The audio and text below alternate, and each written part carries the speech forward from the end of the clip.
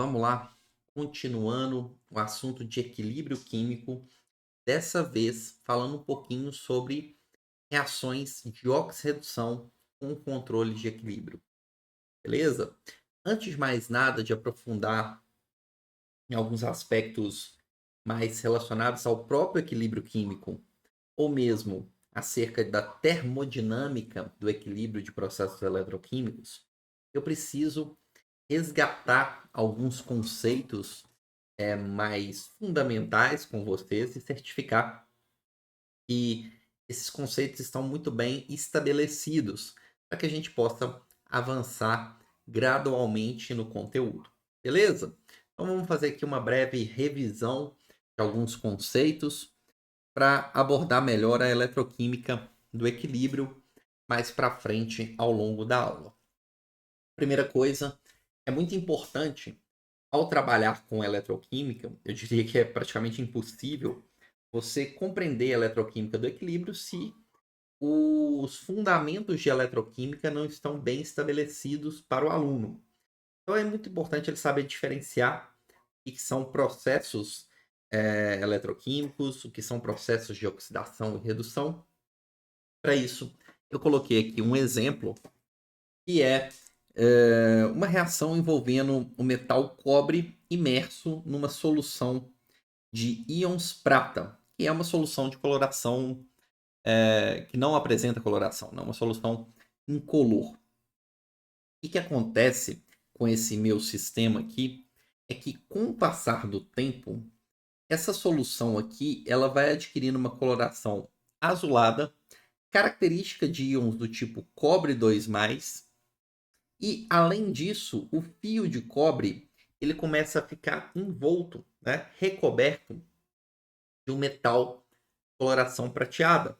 Isso mesmo, a prata metálica. Então, durante esse processo redox, esse processo de oxirredução, eu tenho ali o metal cobre originando os íons cobre 2+, e quando isso acontece aqui, repare que a carga do cobre, que antes estava neutro, ele passa para uma carga 2+, significa então que o cobre nesse processo ele perdeu elétrons, mais precisamente para cada 1 mol de cobre eu tenho a perda de 2 mols de elétrons, originando os íons cobre 2+. Sempre que eu tenho esse processo de perda eletrônica no processo eletroquímico, eu posso identificar ali como uma etapa de oxidação. Eu posso acompanhar isso na reação química simplesmente monitorando o NOx do elemento. Repare que o cobre saiu do NOx 0, foi para o NOx mais 2. Esse NOx ou a carga aumentou, então o elemento a gente fala que ele oxidou. Tudo bem? Só que essa reação de oxidação ela é acompanhada simultaneamente de uma etapa de redução. A etapa de oxidação do cobre é acompanhada simultaneamente de uma etapa de redução, mais precisamente de redução dos íons prata, que saem da carga mais 1 e vai para ficar para a carga 0. Né? A prata metálica é eletricamente neutra. Como a carga diminuiu, a gente fala que o elemento prata, né, os íons prata, reduziram. A carga diminuiu, o elemento reduziu. Essa redução aconteceu porque o íon prata, deficiente em elétrons, aceitou, recebeu um elétron. Então, o processo de oxidação é um processo que envolve ganho e perda eletrônica. A espécie que está perdendo elétrons é a espécie que está oxidando, a espécie que está recebendo elétrons é a espécie que está reduzindo. Perfeito? Então, é isso que está acontecendo ao longo aí do processo. E aí, um outro conceito que vocês costumam confundir e vale a pena a gente dar uma ênfase é o conceito de agente oxidante e agente redutor. O agente oxidante e o agente redutor sempre estão nos reagentes, são as espécies que reagem, e muitas vezes o aluno não costuma confundir e pensar, é só lembrar que é o contrário. Mas o motivo disso é por causa da palavra agente. Agente significa aquele que faz, aquele que provoca. Então, o agente redutor, ele provoca a redução. A redução é o ganho de elétrons. Para ele provocar o ganho de elétrons, ele tem que perder. Para você provocar o ganho de elétrons em uma determinada espécie, você tem que fornecer elétrons para essa espécie. Por isso que a gente fala o seguinte: no caso aqui, quem está reduzindo, quem está oxidando, desculpa, é o metal cobre. Okay? Se ele está oxidando, ele está perdendo elétrons, provocando a redução dos íons prata. Então, o cobre é chamado de agente redutor, porque ele provoca a redução dos íons prata. Em contrapartida, a gente pode pensar que os íons prata eles estão provocando a oxidação do cobre metálico. E aí a gente pode chamar o íon prata de agente oxidante. Por que agente oxidante? Porque ele está recebendo os elétrons, sofrendo o processo de redução, mas esses elétrons são provenientes do metal cobre. Então, o íon prata está provocando a perda de elétrons do metal cobre. Naturalmente, esses processos acontecem simultaneamente. A gente consegue identificar a etapa de oxidação, a etapa de redução, mas não existe oxidação sem redução. Beleza? Então, com isso aí, a gente consegue também descrever e entender melhor o significado dos agentes oxidante e agente redutor em um processo eletroquímico.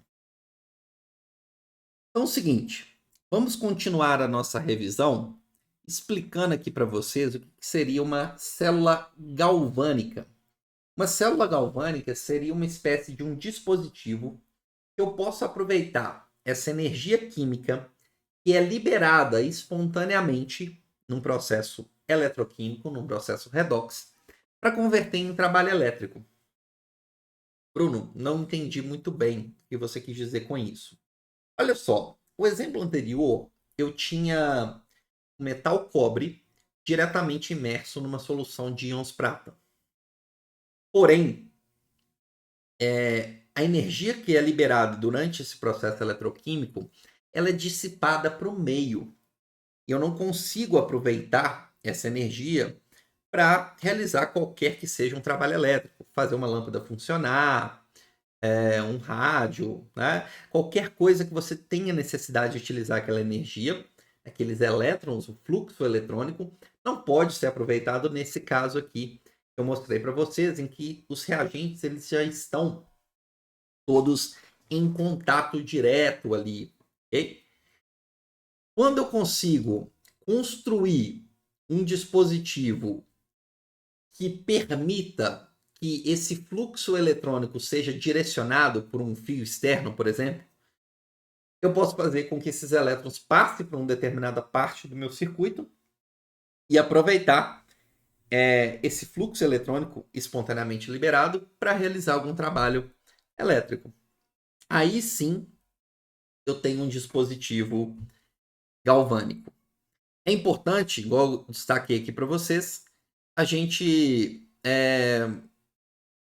deixar claro aqui que cada um desses eletrodos aqui, ó, usualmente são metais, não necessariamente, o importante é que seja condutor.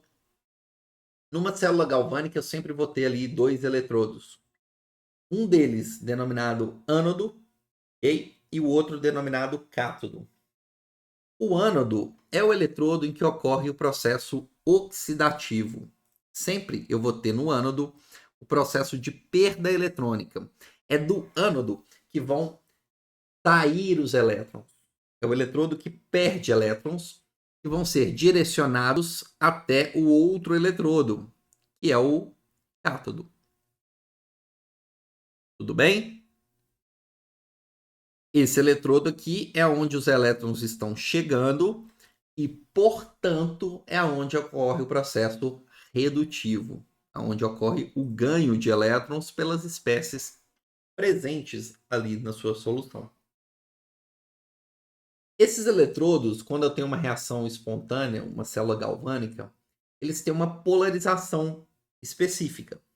O ânodo, ele é negativo e o cátodo, ele é positivo. Você não precisa decorar isso, porque faz todo sentido. Por que disso? O espontâneo é o elétron, sendo uma carga negativa, ser atraído, ser direcionado para o eletrodo positivo, no qual ele tem afinidade. Então é só você lembrar que o elétron sai do lado negativo e vai para o lado positivo. De onde ele sai é onde está perdendo elétrons, portanto, ocorre o processo oxidativo, eu tenho um ânodo. Para onde ele vai é para onde está recebendo elétrons, ocorre o processo redutivo e esse eletrodo eu denomino como cátodo. Beleza? Muitas vezes você tem ali uma separação, ok? Dos componentes presentes ali no seu dispositivo galvânico. E o conjunto, eu estou chamando aqui de eletrodo com o respectivo eletrólito, tá? Que geralmente é a solução que contém íons daquele mesmo material, não necessariamente, mas muitas vezes daquele contém íons ali na solução, usualmente do mesmo material que o eletrodo é formado, né? Sobretudo quando a gente está trabalhando aí com situações de eletrodos metálicos, o conjunto do eletrodo mais a solução é denominado compartimento eletródico. Então aqui eu tenho um compartimento eletródico de zinco, ok? Que está imerso dentro de um compartimento eletródico de cobre. O eletrodo está sempre em contato com as soluções respectivas, os respectivos metais, aí no caso desse exemplo, e o contato entre as soluções se dá através desse caso aqui de um copo poroso. Então esse copo poroso aqui permite com que o fluxo elétrico seja fechado, né? O circuito se feche ali na solução pela movimentação de íons aqui presentes nessa solução aqui. Tá bom? Então, aqui eu tenho os dois compartimentos eletródicos. Naturalmente, aqui entre o zinco e o cobre, daqui a pouco a gente vai discutir por que disso, mas o zinco ele é menos nobre do que o cobre. Então, quando eles estão em contato, espontaneamente, o zinco ele assume o papel de ânodo, esse eletrodo de zinco, ele que vai ser a espécie que vai perder elétrons que vão ser direcionados até o outro eletrodo, que é o eletrodo de cobre, que vai funcionar como cátodo dessa célula galvânica.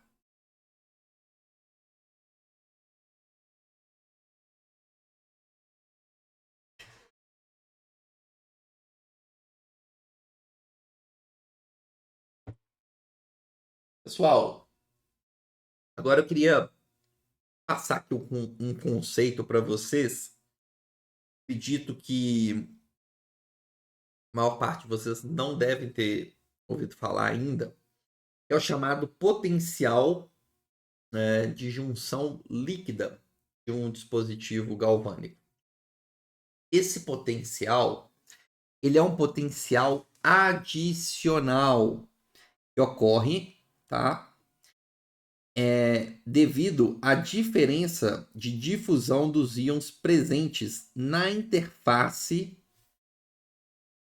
dos dois eletrólitos. Tá? Lembra que a gente tem um compartimento eletródico de zinco que vai estar em contato com o compartimento eletródico de cobre.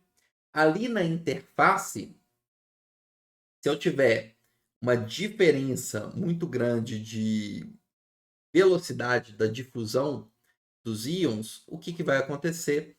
Vai acontecer um chamado sobrepotencial, que é um potencial adicional chamado de junção líquida. O nome já está te falando, né? Esse potencial de junção líquida é um potencial que ocorre justamente na interface, né, na junção líquida dos compartimentos eletródicos. Bruno, mas por que isso acontece? Vamos imaginar que na sua solução você tenha um eletrólito e que o tamanho ali dos cátions e dos ânions presentes sejam diferentes. Como assim? Pensa aqui o seguinte, ó. Acompanha aqui comigo. Daqui a pouco a gente vai discutir um pouquinho melhor esse esqueminha aqui da célula galvânica. Mas imagina que você tem um eletrólito como o HCl, que em solução vai permitir aqui íons H+, e íons Cl- livres. Porém, a gente sabe que o tamanho do íon H+, ele é muito menor do que o tamanho do íon Cl-. E aí, tendo uma diferença, uma polarização no seu sistema, imaginando aqui um lado negativo e aqui um lado positivo, é natural que o cátion seja atraído para o lado negativo e que o ânion seja atraído para o lado positivo. Porém, como eles têm tamanhos que são diferentes, naturalmente a velocidade de difusão é distinta. O íon de menor tamanho tende a ser mais rápido. E aí, isso vai gerar uma potencial adicional, tá? Em função dessa velocidade distinta de migração entre os íons presentes. Se a gente quiser minimizar esse efeito, que é observado aqui, ó, deixa eu mostrar aqui para vocês novamente. Quando a gente está diretamente com os compartimentos eletródicos em contato, uma alternativa é separar esses compartimentos eletródicos através de uma espécie de uma ponte salina.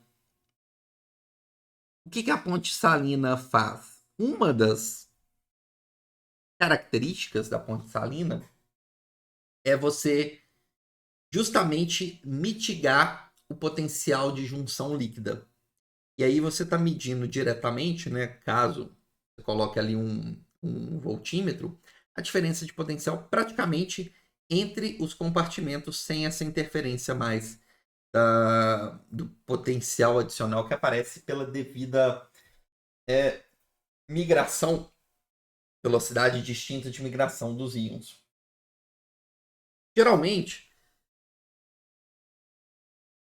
esse potencial de junção líquida aqui, que pode ser minimizado pela inserção de uma ponte salina, a gente utiliza, né, o nome já está te falando, né, uma ponte salina. Então, uma solução contendo geralmente um sal, tá?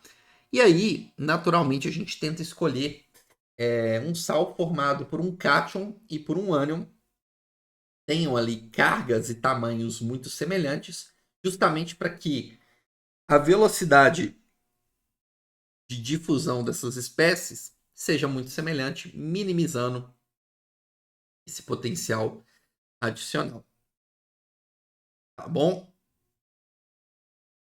Então, outra coisa que é bem interessante a gente perceber é que essa ponte salina ela permite a movimentação dos íons na solução, sendo atraídos pelos polos necessariamente de carga oposta, fechando o circuito na parte em solução, tá bom? Então, olha só, vamos pegar aqui o exemplo, mostrar para vocês. Vamos imaginar que eu estou aqui com a nossa pilha de zinco e de cobre, tá? A famosa pilha de Daniel, ou Daniel, portuguesano aí. A gente viu, mais para frente vai ficar claro por que isso acontece. Mas a gente viu que o zinco em contato com o cobre, tá? Lembrando, eletrodo de zinco, compartimento eletródico é formado pelo eletrodo mais o eletrólito. que vai ser uma solução que contém íon zinco. Esse aqui é o compartimento eletródico de zinco. Do outro lado, eu vou ter o compartimento eletródico de cobre, formado pela placa de cobre, o eletrodo de cobre, imerso numa solução, num eletrólito que contém íons cobre. Aqueles íons cobre que dão a coloração azulada, que a gente viu lá no exemplo, no primeiro exemplo da aula de hoje, né? Reagindo com formados a partir da reação com os íons prata. Beleza. Nessa solução salina aqui, eu coloquei o exemplo do cloreto de potássio. K+, Cl- em solução. Beleza. Então tá. Vamos lá, então.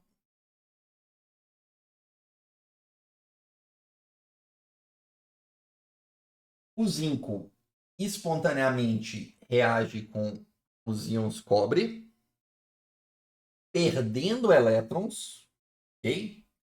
Então o zinco, esse eletrodo aqui é o nosso ânodo, é o eletrodo carregado negativamente. É daqui que os elétrons vão sair de modo espontâneo, vão percorrer o fio condutor em direção ao eletrodo de cobre. Então eles vão na direção do eletrodo positivo, denominado cátodo, e é aqui que esses elétrons eles vão circular, obviamente em contato com os íons cobre. Cobre 2+, ele pode receber esses elétrons provenientes do zinco e formar quem?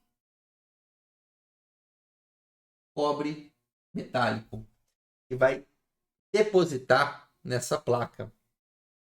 Como consequência direta desse dispositivo galvânico funcionando, eu vou ter um depósito, um acúmulo de cobre nesse eletrodo.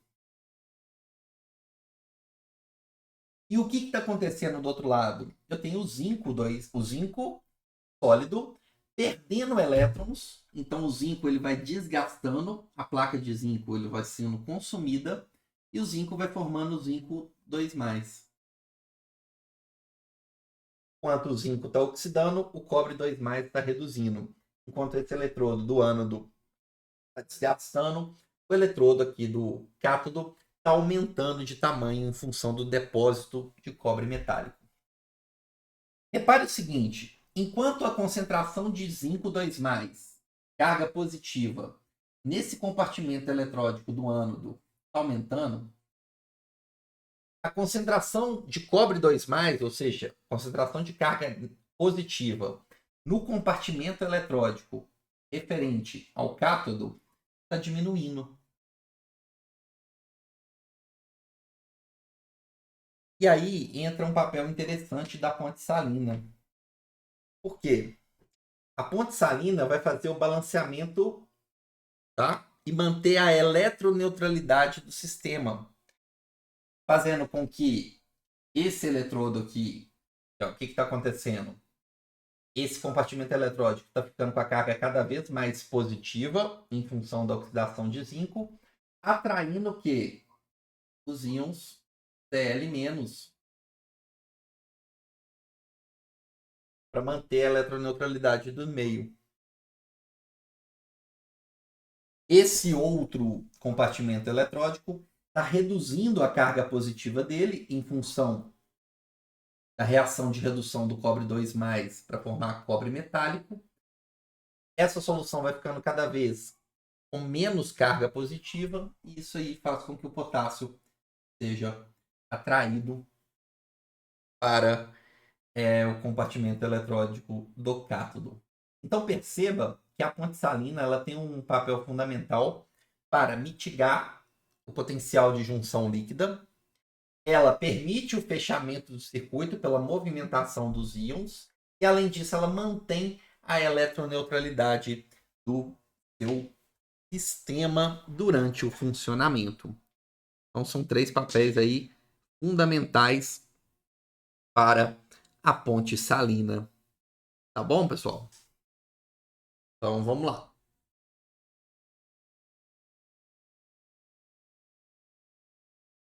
Agora, eu queria passar aqui uma outra informação para vocês acerca da representação de dispositivos galvânicos, tá?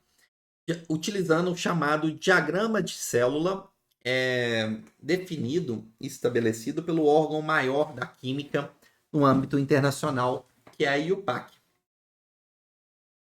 Sempre que você quiser descrever um dispositivo galvânico, você não vai precisar esquematizar e desenhar essas pilhas, não. Você pode representar as espécies a partir do ânodo na direção do cátodo. Como assim, Bruno? Aqui eu tenho a notação da IUPAC para representar os dispositivos galvânicos dessa figura. Esse primeiro aqui, que não tem a ponte salina, repare que eu estou representando o eletrodo de zinco, coloco uma barra simples vertical para indicar que o eletrodo de zinco está imerso, está em contato direto com uma solução de zinco 2+. Essa solução, por sua vez, esse compartimento eletródico, está em contato com outro compartimento eletródico de cobre. Na ausência da ponte salina, esses 3 pontinhos na vertical indicam que existe nesse sistema o potencial de junção líquida. O outro compartimento eletródico do cátodo tem os íons cobre 2+, em contato com uma lâmina de cobre sólido. Qual que é a diferença dessa representação para essa aqui da direita? É que nesse esquema aqui eu substituo os 3 pontos verticais por uma barra dupla. Afinal de contas, nesse caso, o potencial de junção líquida foi mitigado. Ele não existe em função da presença de uma ponte salina, que eu represento no diagrama de células por uma barra dupla vertical. Beleza? Então, sempre que você quiser representar um dispositivo galvânico, você pode simplesmente colocar o eletrodo, solução que ele se encontra em contato, colocar se tem ou não a divisão por meio da ponte salina da outra solução e do eletrodo que ele se encontra em contato. Saindo da esquerda, sempre pelo ânodo, na direita você termina indicando as espécies do compartimento eletródico do cátodo. Bom, então vamos lá. Vamos avançar no conteúdo aqui, tá, gente? Agora é importante definir para vocês o chamado potencial padrão.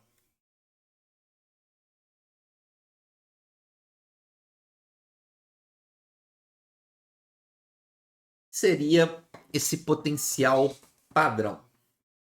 Entenda o potencial padrão como uma espécie de força diretora.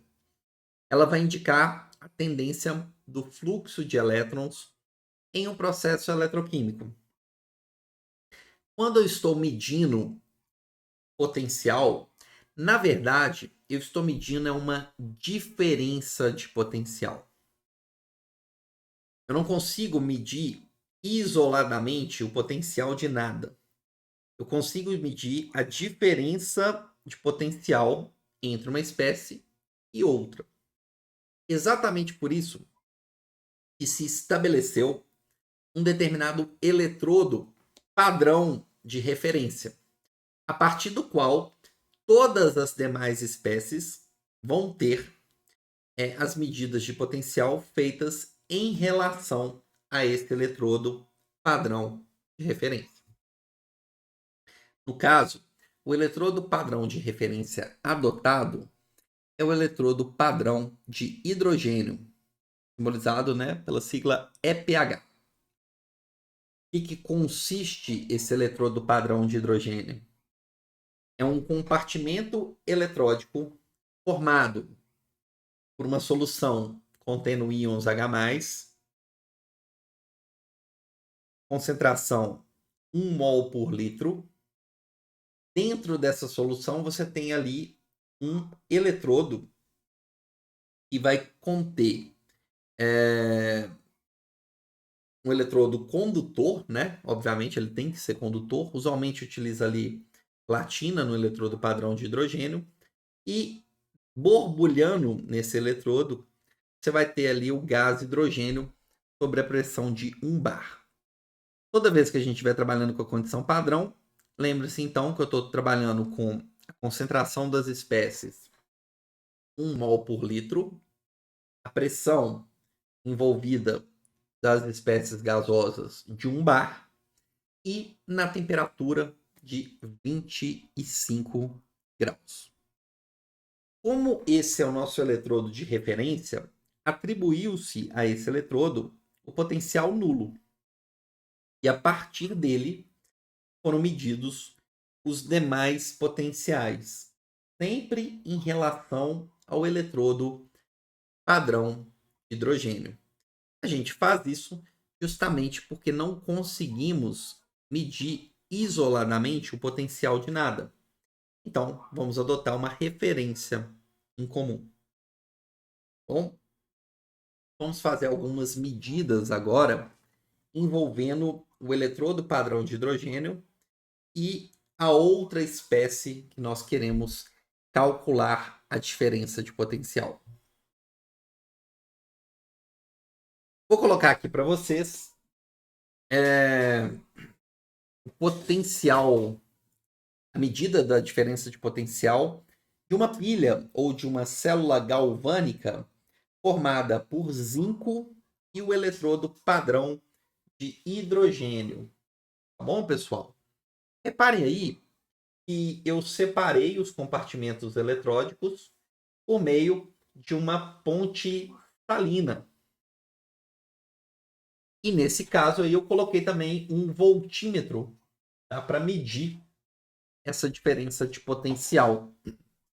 A diferença de potencial, por muitas vezes, também é chamada de FEM, ou, se você preferir, força eletromotriz. A unidade é a unidade de diferença de potencial no sistema internacional, volt. Tudo bem?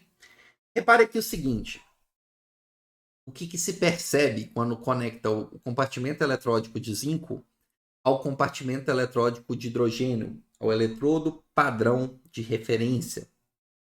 Percebe-se que, com o passar do tempo, o zinco espontaneamente perde elétrons para o eletrodo padrão de hidrogênio.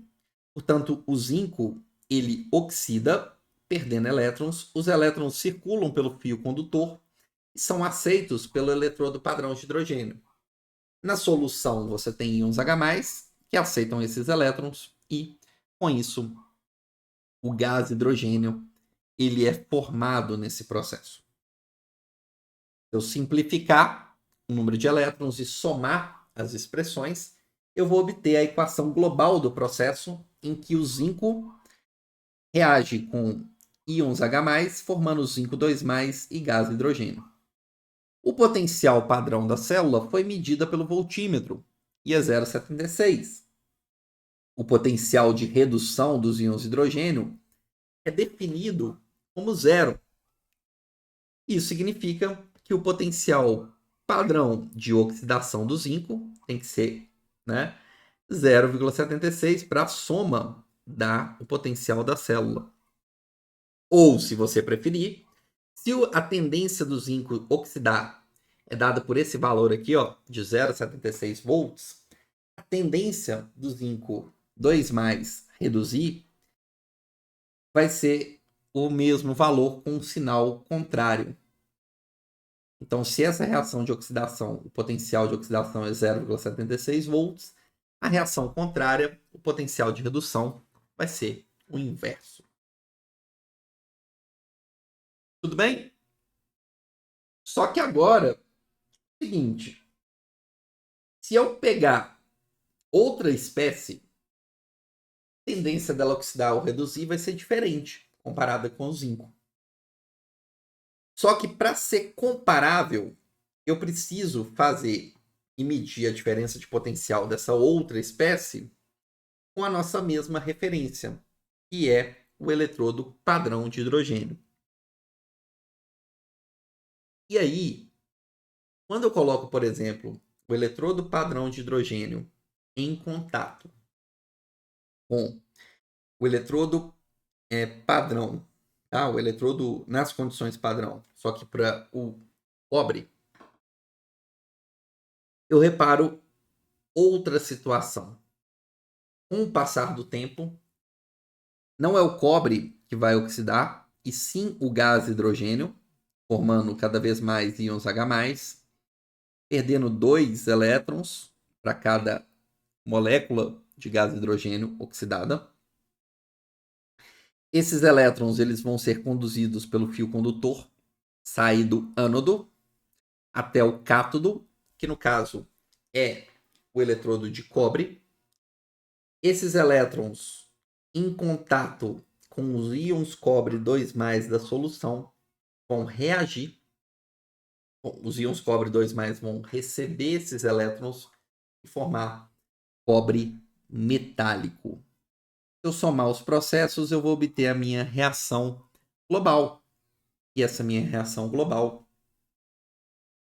vai ser cobre 2+, mais 2 gás hidrogênio, formando cobre metálico no cátodo e íons H+ no ânodo. O potencial, a diferença de potencial medida para essa pilha foi de 0,34 volts. E aí eu faço uma pergunta muito difícil para vocês. Se o total, a diferença de potencial total é 0,34 e o potencial de oxidação do eletrodo padrão, por definição, é zero, quanto que tem que valer o potencial de redução dos íons cobre 2+? Exatamente 0,34.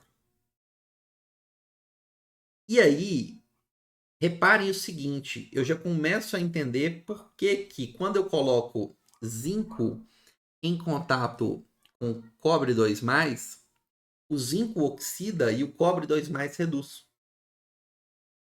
O potencial de redução dos íons cobre 2+ é superior ao potencial de redução do hidrogênio, dos íons H+, e, por sua vez, é superior ao potencial de redução dos íons zinco 2+.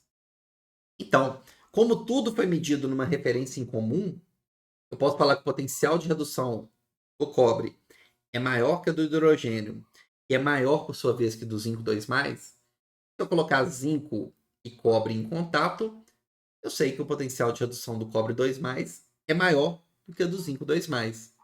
E, portanto, quando o zinco estiver em contato com cobre, com íons cobre, a tendência é que, espontaneamente, o cobre 2+ tem a maior tendência de reduzir. Afinal de contas, o potencial de redução da espécie cobre 2+ é superior ao potencial de redução da espécie zinco 2+.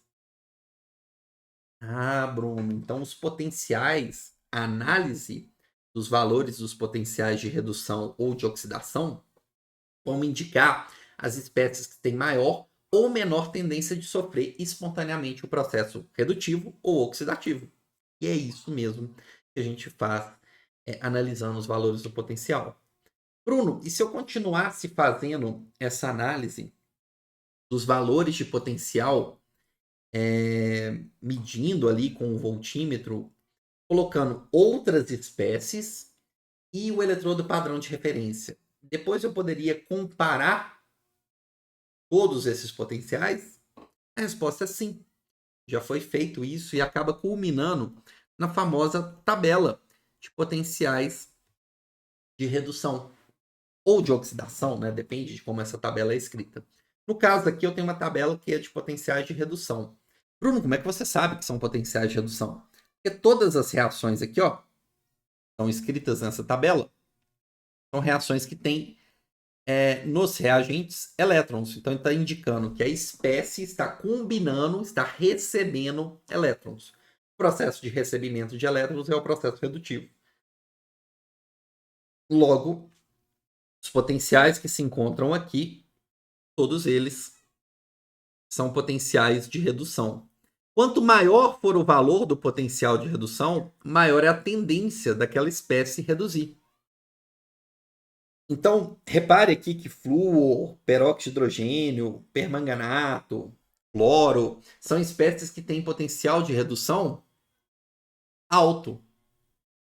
Então, elas reduzem facilmente comparado com espécies que estão mais abaixo delas na tabela. Ou seja, eu estou tendo um aumento da força oxidante. Porque se essa espécie aceita elétrons com facilidade, ela provoca facilmente a oxidação da outra. Então ela atua como um agente oxidante mais forte. Em contrapartida, se a gente olhar para as espécies que estão mais abaixo na tabela, reparem que o potencial de redução dessas espécies é pequeno. Ou, se você preferir, você pode falar que o potencial de oxidação delas, que é o inverso, é grande. Então, as espécies ali da parte de baixo da tabela, elas têm menor tendência de reduzir. Então, não tem uma, como elas não têm muita tendência de ganhar elétrons, na verdade, elas têm a tendência oposta, né? Se o potencial de redução é baixo, é porque o potencial de oxidação é elevado. E se o potencial de oxidação é elevado, essa espécie perde elétrons com facilidade, provocando o ganho na espécie vizinha. Então ela provoca com facilidade o quê? O ganho de elétrons, a redução da outra espécie. Então são bons agentes redutores. Quanto menor for o potencial de redução, mais difícil é para a espécie reduzir, mais fácil é para ela oxidar, e aí aumenta a força como agente redutor. Obviamente, pessoal, esses valores, essas reações, tudo que está aí nessa tabela é instrumento de consulta de vocês. Não precisam se preocupar. Essas tabelas geralmente são fornecidas, ou no mínimo os valores dos potenciais. O importante é a gente saber interpretar esses valores aí. Tudo bem?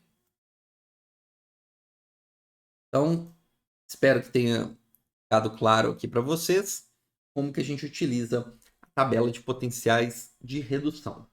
Todos medidos em relação a quem? A esse eletrodo padrão de hidrogênio aqui que está destacado em verde na parte central dessa tabela. Agora a gente vai começar a colocar um pouquinho de emoção. Já estamos fundamentando muito bem, né? Essa parte inicial da eletroquímica.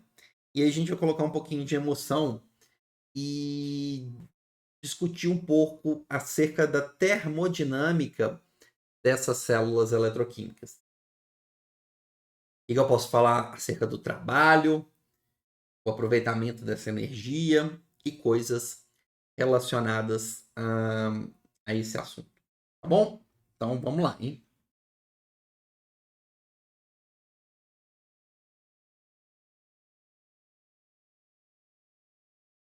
Vamos lá.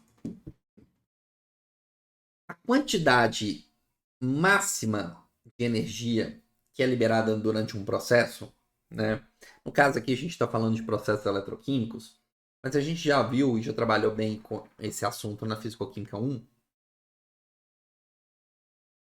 e está relacionada com um trabalho diferente de expansão, né? A quantidade máxima de energia para realizar um trabalho diferente de um trabalho de expansão, como é o caso do trabalho elétrico, ela é representada pela variação da energia livre de Gibbs do processo, no caso do processo eletroquímico. E a gente sabe também que no início do capítulo a gente definiu a variação da energia de Gibbs com relação ao ΔG, perfeito? Essa derivada parcial aqui, que fala da variação da energia de Gibbs em função do avanço da reação a temperatura e pressão constante, é exatamente igual à variação da energia de Gibbs do processo reacional. Com essa fórmula, eu posso escrever essa que está aqui ao lado. Se ΔRG é igual a ΔG, ΔXi, AT e P constante, dG, portanto, é igual ao ΔRG, que multiplica dXi. E o dG é exatamente igual à variação infinitesimal aqui, que representa o trabalho extra. No nosso caso, vai ser igual ao trabalho elétrico. O que é trabalho elétrico, né? Volt, gente, é a diferença de potencial que você tem que conferir a uma carga de 1 coulomb, tá? Para ela adquirir a energia de 1 joule. Então, o trabalho elétrico ele está diretamente relacionado à quantidade de carga e o campo estabelecido. Se eu quiser calcular o trabalho elétrico, basta eu multiplicar, né, a quantidade de carga vezes o potencial. É o que está aqui. Só que aqui está em termos infinitesimais. Então, eu estou considerando uma quantidade de carga infinitesimal para realizar aqui um pequeno trabalho, vamos colocar assim. Tá bom? E agora, eu vou discutir um pouco esse dq aqui com vocês. O que é esse dq, né? Uma carga infinitesimal. Essa carga ela vai mudando à medida que a reação vai avançando. Tá? Como assim, Bruno? Olha, eu tenho um fluxo eletrônico que ocorre durante o funcionamento do dispositivo galvânico. E aí eu posso falar o seguinte, que dq em função do avanço reacional, isso aqui está diretamente relacionado com o coeficiente estequiométrico do número de mols de elétrons na reação balanceada vezes a constante F, que é a constante de Faraday. O que representa essa constante aqui? Isso aqui representa a carga, tá? Equivalente a 1 mol de elétrons. Então, deixa eu arredar aqui um pouquinho. 96.500 coulomb, 96.500 coulomb por mol é aproximadamente o valor dessa constante aqui, que é a constante de Faraday. Se eu pego a carga para 1 mol de elétrons e multiplico pelo número de mols de elétrons que está circulando, eu vou ter a carga total. Então, do ponto de vista infinitesimal, para um pequeno avanço da reação, eu tenho uma quantidade infinitesimal de carga que está circulando no meu circuito. Vai ser dado pela proporção estequiométrica do número de mols de elétrons presentes no processo, a constante de Faraday, vezes esse avanço infinitesimal da reação. Se eu concluir para a reação inteira, eu vou ter a carga total que circulou no processo. Então, no lugar de dq, eu posso colocar NiF dxi. É exatamente isso que eu vou substituir aqui, ó. No lugar de dq, eu vou colocar NiF dxi. Bruno, e esse sinal de menos? Esse sinal de menos é porque o nosso processo é espontâneo. Então, esse trabalho é negativo, ele sai do sistema, é uma energia liberada. Aqui eu estou calculando o trabalho elétrico. Isso aqui é o trabalho elétrico, que tem que ser igual ao ΔRG dxi. Então eu posso igualar essas duas expressões, e quando eu fizer isso, eu vou simplificar o dxi em ambos os lados, obtendo uma expressão que mostra como que o ΔG do processo reacional varia em função do potencial da célula. Pessoal, olha que interessante. Eu tenho aqui uma expressão que permite calcular o ΔG da reação em função do potencial da célula. ΔG é menos NiF potencial da célula. Repare que o Ni e o F eles são sempre positivos. Né? O coeficiente estequiométrico sempre é positivo. A constante de Faraday vale 96.500 coulomb por mol, também é um número positivo. E aí, o potencial da célula é o único capaz de mudar o sinal do ΔG. E o ΔG é um critério de espontaneidade a temperatura e pressão constante. Um processo é espontâneo se a variação da energia de Gibbs desse processo, a temperatura e pressão constante, for negativo. Peraí, mas para o ΔG ser negativo, isso só vai acontecer quando o potencial da célula for positivo. Repare que analisando o potencial global, o potencial da célula, é um critério indireto de espontaneidade. Porque se eu sei que o potencial da célula é positivo, o ΔG da reação, a temperatura e pressão constante, é negativo. E, portanto, dispositivos galvânicos são aqueles que apresentam o potencial da célula positivo. Naturalmente, vão ter o ΔG negativo e ocorrem espontaneamente. Quando o potencial da célula for positivo, o ΔG daquela reação é negativo. Então, a tendência da reação acontecer no sentido direto. Se você calcula o potencial da célula e é negativo, significa que o ΔG daquela reação, da maneira com que está escrita, ela é positivo. Então, na verdade, o espontâneo não é a reação direta, é a reação inversa que vai acontecer espontaneamente. E quando o ΔG da reação for nulo, olha só, eu vou ter o potencial da célula necessariamente também igual a zero. Essa é a condição que eu tenho no equilíbrio químico, que a gente vai discutir com maiores detalhes nas outras aulas, para um processo eletroquímico. Na condição de equilíbrio, eu tenho que o ΔG da reação é nulo e, consequentemente, também será nulo o quê? O potencial da célula. O potencial da célula, a diferença de potencial existe no início, só que ela vai ficando cada vez menor até não existir mais. E aí é a situação em que o meu sistema eletroquímico entra na condição de equilíbrio. Beleza?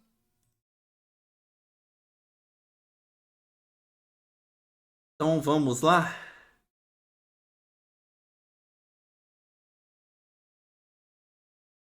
Vamos fazer um exercício aqui para finalizar o nosso conteúdo.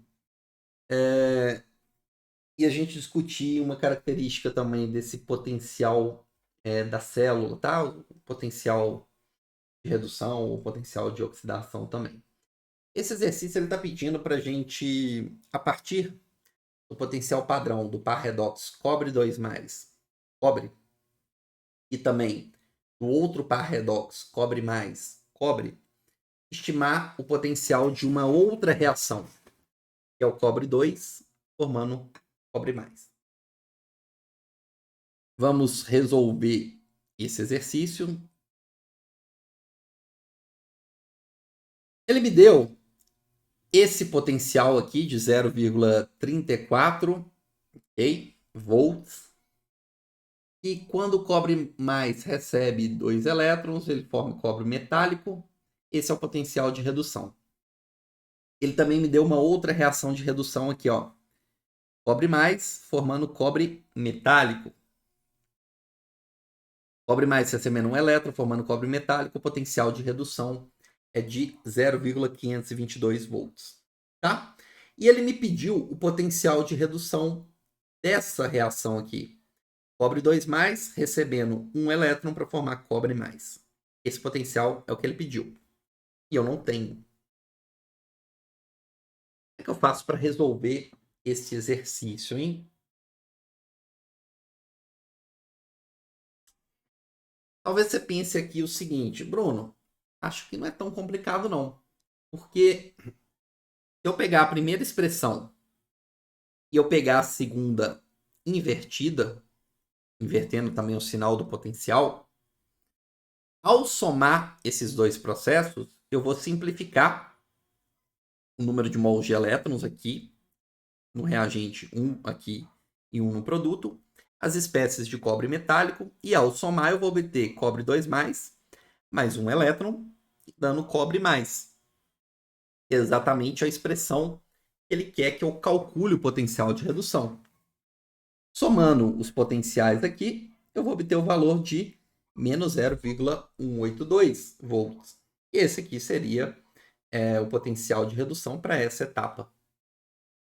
Beleza? Pessoal, o problema é que quando o aluno faz isso aqui, errou!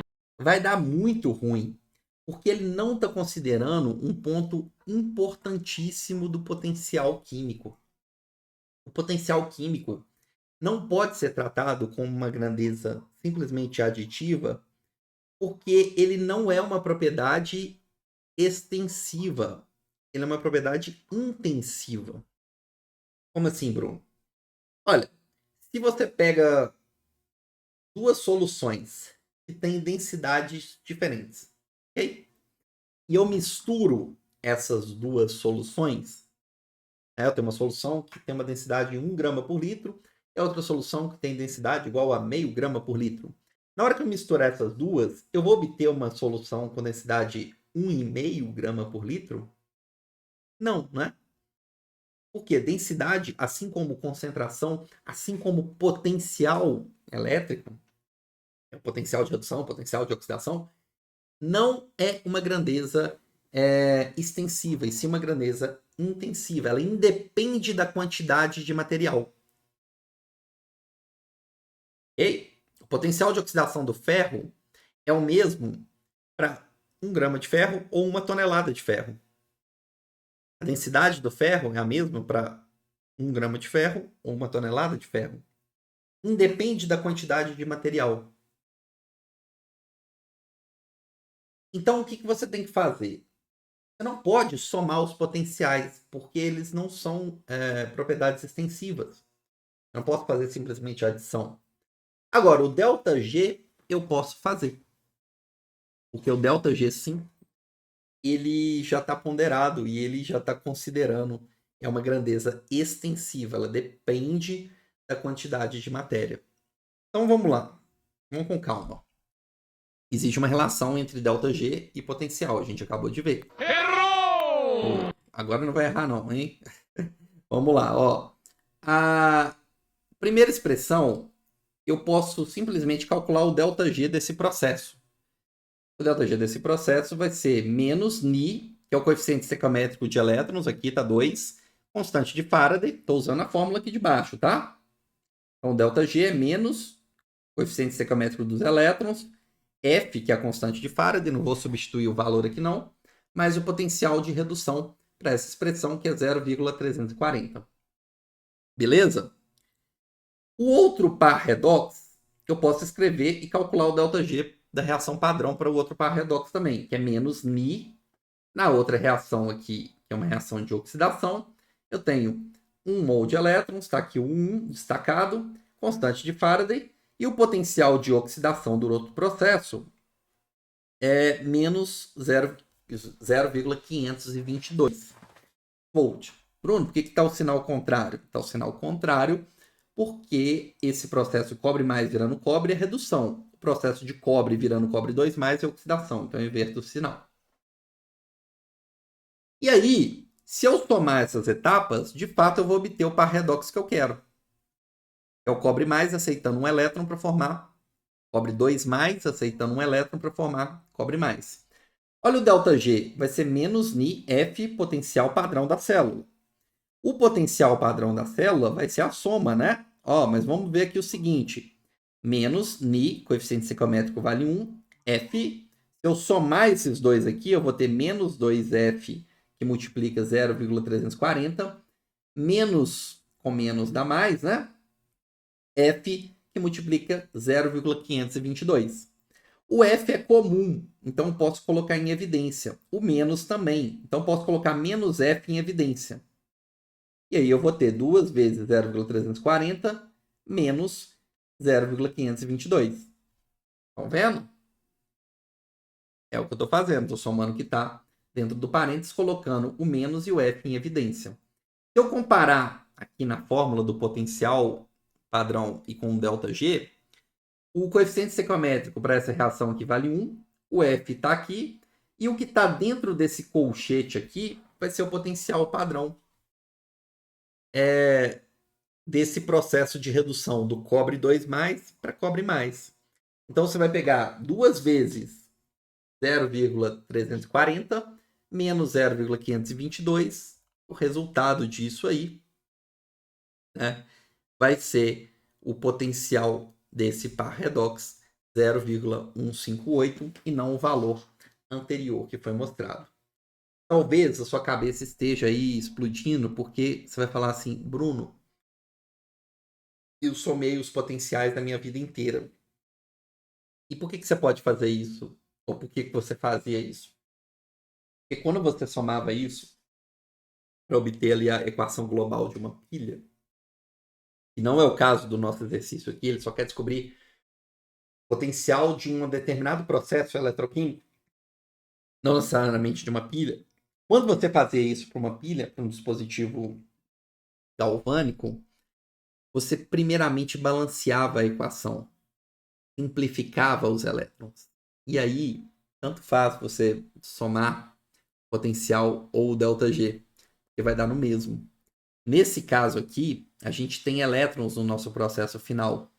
Diferente de quando você tem uma equação de um dispositivo galvânico, de uma pilha que os elétrons já estão simplificados e não tem elétron no final.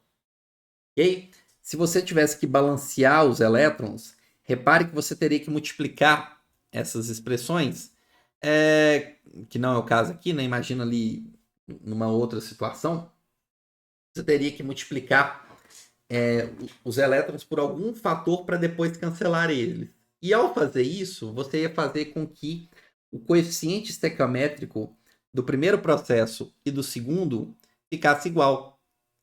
E aí, naturalmente, basta somar os potenciais que você iria obter o valor do potencial global, porque não teria nenhuma diferença nesses valores de coeficiente estequiométrico para os elétrons.